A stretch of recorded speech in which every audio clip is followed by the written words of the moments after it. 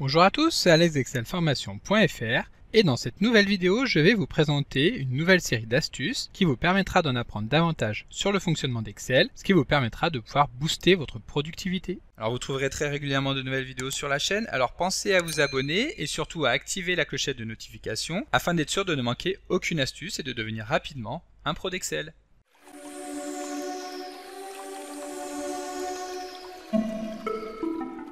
Si vous souhaitez obtenir des centaines d'autres astuces pour devenir plus performant sur Excel, vous pouvez télécharger le livre offert sur excelformation.fr en suivant le lien disponible dans la description de la vidéo. Savez-vous comment garder les premières lignes d'une feuille de calcul toujours visibles à l'écran? Sur les feuilles de calcul dans lesquelles se trouvent de nombreuses informations, comme celles que nous avons à l'écran actuellement, il peut arriver que la lecture des données soit rendue difficile lorsque nous allons devoir scroller vers le bas, car nous n'aurons plus les en-têtes de colonnes sous les yeux. Pour faciliter la lecture, il est possible de figer un certain nombre de lignes en sélectionnant la ligne qui va se trouver juste en dessous. Donc par exemple ici, si nous voulons garder les 7 premières lignes de la feuille toujours visibles à l'écran, nous allons sélectionner la 8e ligne. Ensuite, nous allons nous rendre dans le menu Affichage et ensuite dans le groupe Fenêtres, nous allons dérouler le menu Figer les volets et cliquer à nouveau sur Figer les volets. De cette manière, lorsque nous allons scroller la feuille de calcul vers le bas, nous aurons toujours les 7 premières lignes qui seront affichées à l'écran. Bien entendu, cette astuce permet également de figer les premières colonnes de la feuille. Pour cela, nous allons libérer les volets en nous rendant à nouveau dans Figer les volets et en cliquant sur Libérer les volets. Et ensuite, nous allons sélectionner la colonne C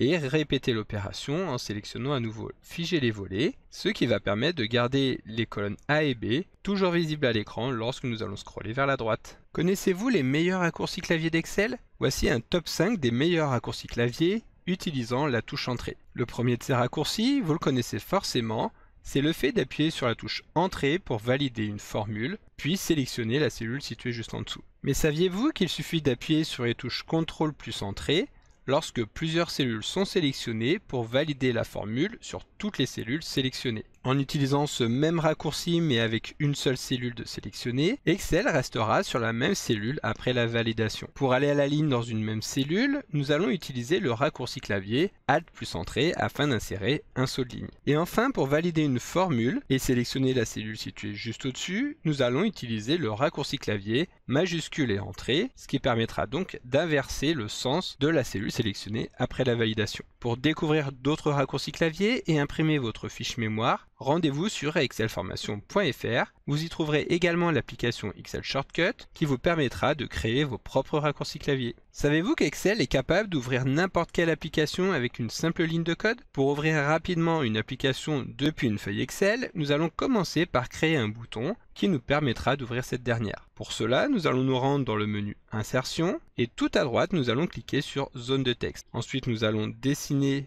notre bouton à l'endroit et à la taille voulue sur la feuille de calcul et nous allons donc saisir le texte qui va correspondre à l'application. Donc par exemple ici nous allons vouloir lancer la calculatrice. Nous pouvons mettre en forme ce bouton très rapidement en cliquant sur mise en forme et en sélectionnant un des styles proposés, donc par exemple celui-ci. Cela étant fait, nous effectuons un clic droit sur le bouton afin de sélectionner affecter une macro. Nous allons saisir le nom d'une macro que nous allons créer, donc par exemple ici calculatrice encore une fois, et nous allons ensuite cliquer sur Nouvelle afin qu'Excel lance automatiquement VBE qui est l'outil de développement des macro-commandes en VBA et nous créer la macro calculatrice. Ensuite, pour ouvrir la calculatrice, il suffit d'utiliser la commande Shell suivie du nom de l'application que nous allons vouloir lancer. Donc pour lancer la calculatrice, nous allons appeler l'application calc.exe. Évidemment, ce nom, nous allons le saisir entre guillemets, étant donné qu'il s'agit d'une chaîne de caractères. Ensuite, nous revenons dans la feuille de calcul et il nous suffira de cliquer sur ce bouton pour lancer automatiquement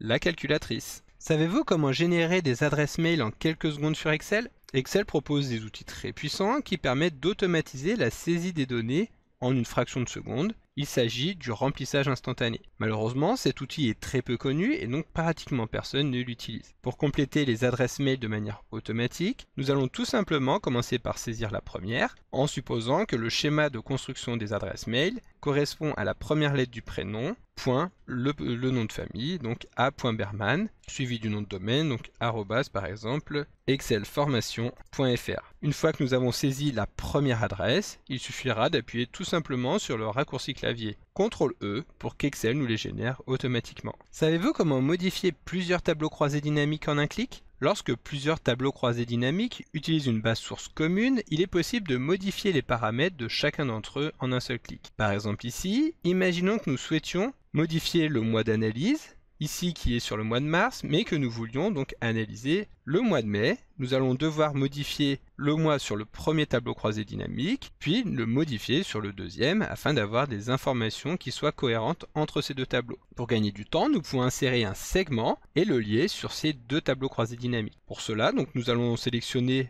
n'importe lequel de ces deux tableaux, puis nous allons nous rendre dans Analyse du tableau croisé dynamique, qui n'apparaîtra ici dans le menu ruban que lorsqu'un tableau croisé dynamique est sélectionné, puis nous allons cliquer sur Insérer un segment. Ici nous choisissons le champ sur lequel nous voulons l'insérer, il s'agira donc ici de la date, et nous pouvons ensuite cliquer sur OK. De cette manière, Excel nous a inséré un segment dans lequel nous retrouvons tous les mois de l'année, mais évidemment, si nous modifions le mois d'analyse, cela ne concernera que le premier tableau croisé dynamique, celui que nous avions sélectionné tout à l'heure. Pour que celui-ci soit lié sur plusieurs tableaux croisés dynamiques, nous allons nous rendre dans le menu Segment et cliquer sur Connexion de rapport. Ensuite ici, il nous suffira de sélectionner le deuxième tableau croisé dynamique, qui est donc le TCD1 vente par pays. Ensuite, nous validons en appuyant sur OK.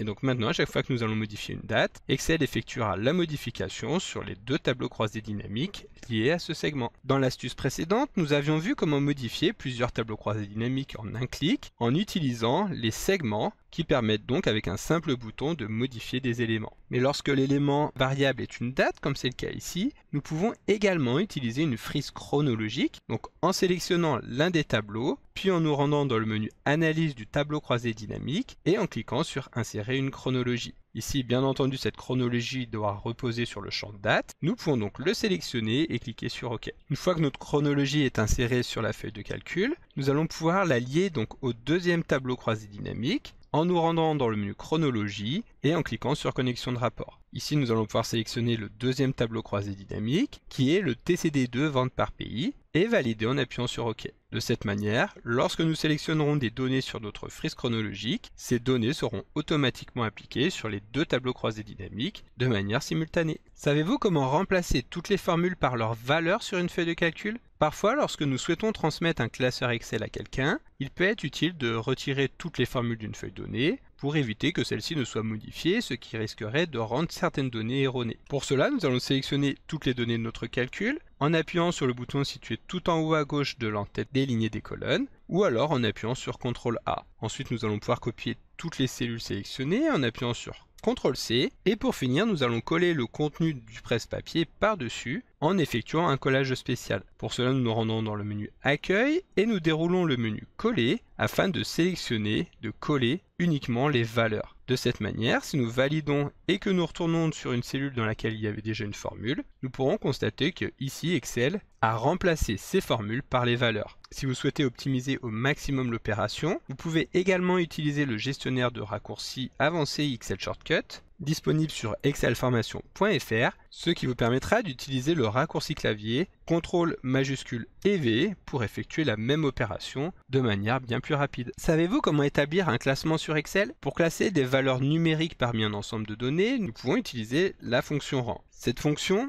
attend deux arguments obligatoires ainsi qu'un troisième qui lui est facultatif. Tout d'abord, l'argument nombre permet de spécifier la valeur pour laquelle nous souhaitons obtenir le classement. Il s'agira ici par exemple de la note obtenue par Bernard Tichot. Puis nous venons spécifier la plage des cellules dans lesquelles se trouvent toutes les valeurs de l'ensemble. Il s'agit donc de toutes les notes obtenues par les élèves de cette classe, c'est-à-dire les cellules situées aux coordonnées C8 jusqu'à C19. Ensuite, nous allons transformer ces références en références absolues, ce qui nous permettra donc de décaler ensuite la formule vers le bas. Pour cela, nous appuyons sur la touche F4 afin d'insérer les dollars de manière automatique. Ensuite, le dernier argument, ordre, permet de définir le sens dans lequel nous voulons effectuer le classement. Ici, nous voulons effectuer un classement par ordre décroissant, c'est-à-dire du plus grand vers le plus petit. Donc soit nous pouvons omettre cet argument, soit nous pouvons lui donner la valeur 0. Une fois que nous avons fini de saisir notre formule, nous allons pouvoir la valider et maintenant nous allons effectivement obtenir un classement des élèves